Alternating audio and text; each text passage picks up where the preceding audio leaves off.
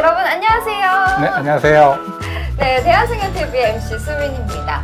제 옆에는 굉장히 반짝반짝 교수님을 모셔봤는데요. 우리 교수님 자기소개 한번 해주시기 바랍니다. 네, 안녕하세요. 저는 인하대학교 근무하고 있고요. 성형외과 전문의 기세휘 교수입니다. 박수! 일단 우리 교수님 너무 만나뵙게 돼서 감사합니다. 네, 영광이고요. 오늘 그러면 교수님께서 전문 진료 분야는 어떻게 되시길래 오늘 이 자리에 나와주셨는지도 궁금합니다. 원래는 수부외과죠. 그러니까 손 수술을 주로 많이 하고요. 손, 발 다치는 거라든가 아니면 기형 이런 계통의 수술을 많이 합니다.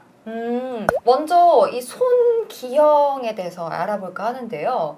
손기형에는 좀 어떤 종류가 있나요? 엄마 뱃속에 있을 때 처음에 이제 배아가 생겨서 자라기 시작할 때 초기 단계 시작될 때는 위부터 시작돼요. 그러니까 기형이라는 게 손기형 생각하시는 게 손기형만 있으면 다행인 거고요. 운이 나쁜 경우에는 그 위쪽에 있는 요골 척골이라고 하는데 손 두 개 뼈 있는데 이쪽 기형이 생기는 경우도 있고 심할 때 여기까지 생기는 경우가 있거든요. 이런 것들이 있어서 사실 하나로 통칭하기 말이 굉장히 어렵고요. 환자 숫자는 많지는 않은데 굉장히 다양하죠.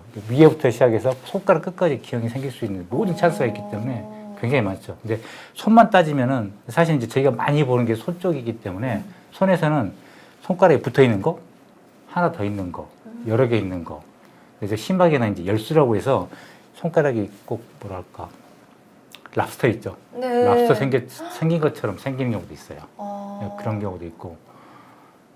그 다음에 손가락이 다 붙어 있는 경우, 이렇게 해서 모여 있는 경우도 있고요. 여러 가지 다양한 종류들이 있는데, 뼈가 붙어 있는 것도 있고, 피부만 붙어 있는 것도 있고, 그 다음에 어떤 경우에는 간단하게 손가락이 살짝 구부러진 것도 있고, 휜 것도 있고, 사실 종류가 너무 많아가지고, 일률적으로 이렇습니다 말하기 굉장히 어렵죠. 근데 말씀드린 것처럼 발생할 때 시작될 때, 어디서 시작되느냐, 어느 단계에서 문제가 생겼느냐에 따라서 종류가 너무 많아요.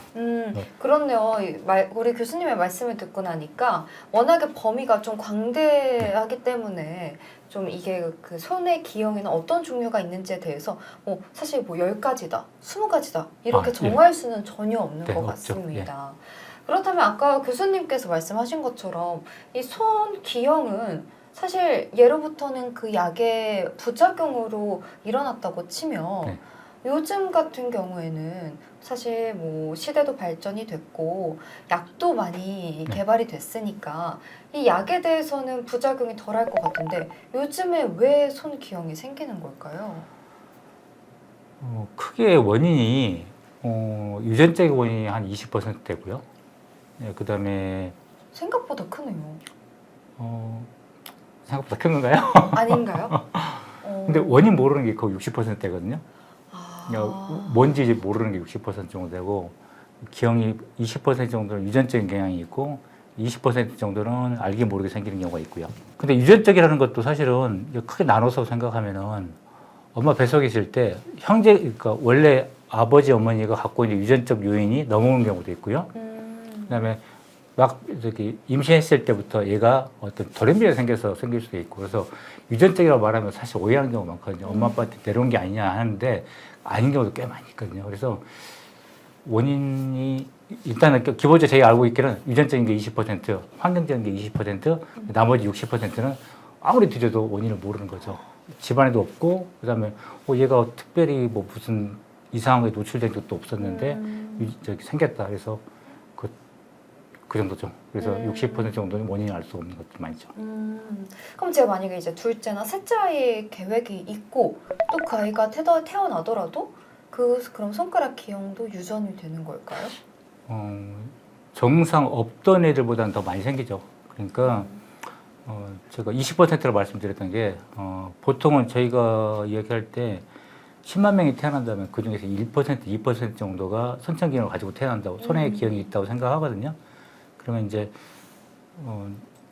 보통 첫 번째 아이가 손에 기형이 생겼다면 두 번째 아이는 1%, 2%보다 훨씬 높겠죠. 왜냐하면 환경적인 요인이 20% 빼더라도 유전적인 요인이 20% 있기 때문에 형제라든가 부모한테 내려온 유전적 성질이 있기 때문에 20% 근데 얘가 태어났는데 5명 중에 한 명이 한 명이다는 건 아니고요. 훨씬 더 높긴 합니다. 근데 말씀드렸던 것처럼 종류가 워낙 다양하고 그다음에 손가락 끝에 생기는 기형 같은 경우는 사실 문제 안 되는 경우가 많거든요. 그래서 첫 번째 기형이 생겼을 때 너무 심한 기형이지만 않으면 둘째, 셋째가 생기더라도 치료가 충분히 가능하니까 그렇게 걱정할 정도는 아니죠. 근데 그러면 저희가 이제 성형외과나 뭐 수부외과 가서 검사를 하게 된다면 어떤 검사를 좀 하게 되면서 내가 손에 기형이 있는 건지 아닌지를 확인할 수 있을까요? 사실은 그냥 애 태어났을 때 보면은 되게 신체 검사만 해도 다 알 수 있죠. 손 보면은 손가락이 2개네 아니면 붙어 있는데 금방 알 수 있는데 안쪽에 뼈 같은 건 잘 모르잖아요. 엑스레이 단순히 엑스레이 찍든지 필요하다면 뭐 CT 아니면 MRI 찍어보면 대부분 다 알 수 있겠죠. 그러면 사실은 손 기형에 대해서 좀 같이 동반되는 질병이라든지 예. 질환이 또 있을 것 같긴 하거든요. 어, 어떤 것들이 있을까요? 많이 있죠.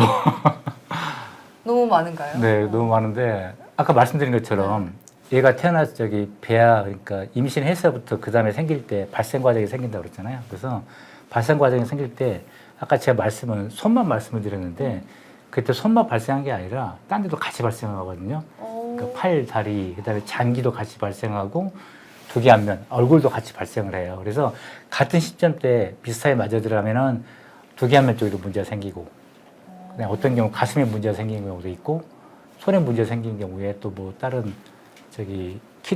신장이라든가, 심장이라든가, 딴 데 같이 동반이 되는 경우가 많죠. 그래서 선천기형이 있으면 대부분이 소아과 선생님들이 검사를 할 때 하나만 하는 게 아니라 딴 데 전신질환이 있는지, 딴 데 문제가 있는지 되게 체크를 다 하시거든요. 그리고 이제 사실은 손 기형 중에서도 심각한 기형 같은 경우는 사실 손 때문에 오는 건 아니고요. 부기한면 기형이나 다른 기형이 먼저 눈에 보여요. 그래서 사실은 오히려 저게 더 크지 손은 오히려 더 굉장히 작은 파트일 수도 있거든요. 그래서 대개는 안면 쪽 기형이라든가 두개안면 쪽 기형이 있는 일이 태어나면 그때 보면 손 기형이 같이 있는 경우가 많죠. 그러면요, 교수님, 이게 사실 가장 중요하겠죠. 수술은 그러면 언제 해야 되는 건지. 내가 만약에 손가락에 기형을 갖고 태어났다라고 한다면 수술을 바로 직후에 하는 게 좋은 건지. 아니요, 그렇지는 않아요. 워낙 종류가 다양하기 때문에 기간이 다 달라요. 그러니까 이제 저희가 기본적으로 생각하는 건 빨리 치료할 거. 그러니까 되게 빨리 한다는 게 3개월 이전 이야기를 하고요. 약간 빨리는 보통 제가 기준 잡을 때 1년 기준 잡아요. 1년 기준 잡고 빨리 그거보다 더 빨리 할 때는 빨리 하는 수술, 1년 넘어서 하는 거 늦게 한다고 이야기를 하는데 3개월 안에 하는 수술도 있고요. 3개월에서 1년 사이에 하는 수술도 있고 1년 주위에 하는 수술도 있고 한 3살, 4살 넘어서 하는 수술도 있거든요. 기본적인 개념은 3개월까지 빨리 수술할 때는 성장에 큰 문제가 생기거나 아니면 놔뒀을 때 예를 들어 손가락이 끝이 괴사가 된다든가 이런 경우가 생겨요. 예를 들어서 엄마 뱃속에 있는 양막이 손가락 같은데 아니면 팔 같은데 딱 걸린 경우가 있거든요. 그걸 교륜증후군이라고 그러는데 그거 같은 경우는 애들이 태어날 때 팔다리가 잘려서 태어난 경우가 있어요. 혹시 제가 사진 하나 네, 보여주세요. 사실 사진을 보면서 봤을 때가 더 이해가 쉽기는 해서요. 네, 그렇죠. 이게 지금 교륜증후군이거든요. 손가락 보시면은 아래쪽이 이제 발가락이잖아요. 발가락이 다 몇 개 없는 게 보이죠. 네. 이쪽 같은 게 붙어 있고 이 손 같은 경우는 오른손, 왼손인데 손가락들이 없는 경우가 몇 개 보이실 거예요. 이게 막 태어난 지 한 일주일 된 애인데 손가락이 태어날 때 절단된 상태로 나타나는 애도 있고 어떤 경우에는 가운데 띠처럼 생기는 경우도 있어요. 근데 이게 꽉 조이다 보니까 놔두면 손가락 끝이 괴사가 되는 거예요. 피가 안 가서.